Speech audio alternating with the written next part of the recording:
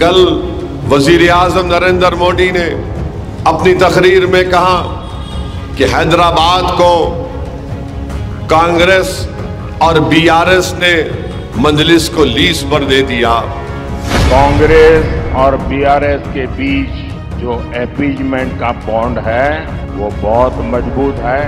इतने वर्षों से इन दोनों ने जैसे हैदराबाद को एमआईएम को लीज पर दे रखा था। फिर आज हम सुनते हैं कि कांग्रेस की एक लीडर है मोहतरमा, उनका नाम प्रियंका वाड्रा है। वो कह रही है कि असदुद्दीन ओवैसी बी टीम है।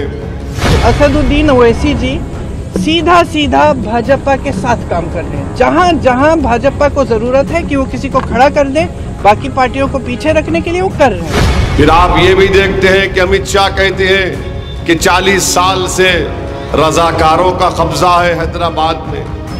भाइयों और बहनों, 40 साल से हैदराबाद को प्रतिनिधित्व नहीं मिला है। 40 साल से रजाकार के प्रतिनिधि वहां जाकर बैठे। और एक मोहतरमा है, उन्होंने कह दिया कि मजलिस को वोट देंगे तो पाकिस्तान को वोट देने के बराबर है।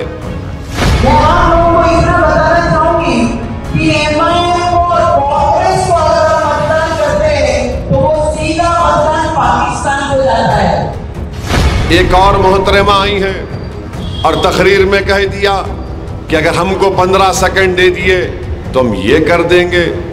15 सेकंड अगर पुलिस को हटाया तो छोटे को बड़े को ये पता नहीं लगा कहां से आया और कहां को गया। सिर्फ 15 सेकंड लगेंगे हम लोगों को किसी ना किसी से आ गए। सवाल ये पैदा होता है, ये एक पार्लियामेंट का इलेक्शन है या फिर यहां पर कोई जंग लड़ी जा रही है। हाँ, जमहूरी तरीके से जंग लड़ी जा सकती है, मगर वजीर आजम ये कहते हैं कि लीज पर हैदराबाद को दे दिया गया। भारत के वजीर आजम, आप इस तरह का बयान देकर मोदी, तुमने हैदराबाद की आवाम की तौहीन की है। ये इंसानों की बस्ती है, ये गुलामों की बस्ती नहीं है। हम कोई भेड़ बकरियां नहीं है, यहाँ पर हम इंसानों की तरह रहते हैं। नरेंद्र मोदी 6,000 7,000 करोड़ आपको इलेक्ट्रल बॉन्ड पर मिला, तो जो कोई आपको इलेक्ट्रल बॉन्ड दिया, नरेंद्र मोदी ने उनको भारत का कोई एयरपोर्ट लीज पे दे दिया, कोई सी पोर्ट लीज पर दे दिया, कोई टनल का काम दे दिया, कोई स्लम रीडेवलपमेंट का काम उनको दे दिया। ये नरेंद्र मोदी ने किया।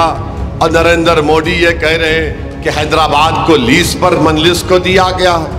सुनो मोदी, 40 साल से हमने हिंदुत्व आइडियोलॉजी को हराया है। इंशाअल्लाह ताला इस मर्तबा भी हैदराबाद की आवाम बिला लिहाज मज़हब मिल्लत नफरत को हराएगी, मोहब्बत को काम करेगी।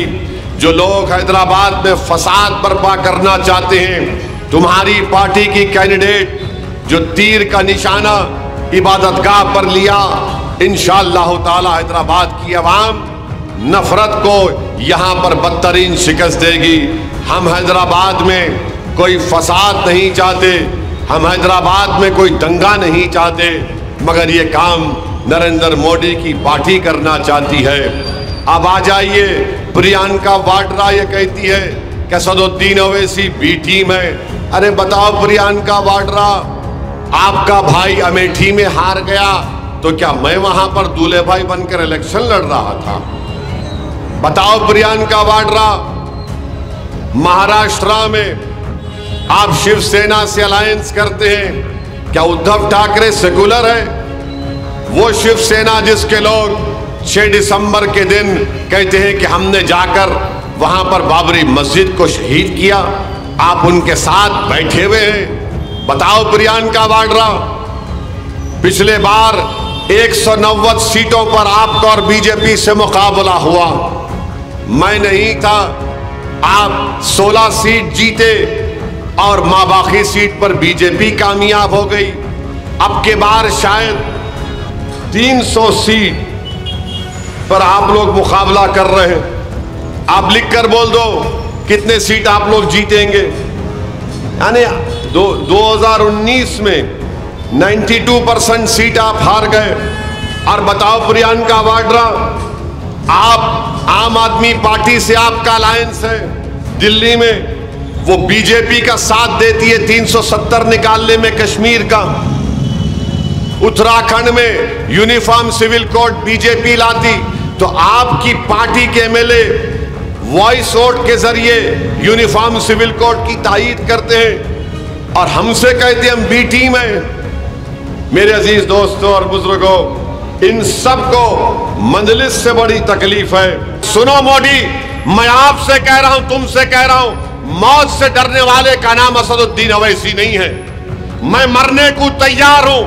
मैं अपने काज के लिए, अपनी जमात के लिए, इस आवाम के लिए मैं मरने को तैयार हूं। जिंदा जब तक रहूंगा, याद रखो, तुम लोगों की नींदें हराम करके रखा हूं और हराम कर दूंगा। तुम्हारे पेट में दर्द होता है और दर्द पैदा करूंगा। और ये लोग जो मुझ पर इल्जाम लगाते बी टीम, अरे बोलते जाओ, फाड़ में जाए तुम्हारे कोई इल्जाम मुझ पर असर नहीं करते। मेरा हिसाब तो मेरा रब करेगा जो गफूर रहीम है, और मेरा रब अपने हबीब के सदक़े में मुझ पर करम करेगा। तुम समझ रहे कि तुम्हारे इल्जामात, अरे तुम होते कौन हो बोलने वाले बी टीम? ये मुल्क बदल चुका है, भाड़ में गया तुम्हारा खानदान और पानदान। ये मुल्क अब बदल चुका है। तुम समझ रहे कि तुम्हारे इल्जाम लगाने से मुझे कुछ फर्क पड़ता? अरे मैं इस रास्ते पर मेहनत करके आया हूं, पुलिस की लाठियां खाकर आया हूं, जेल को जाकर आया हूं।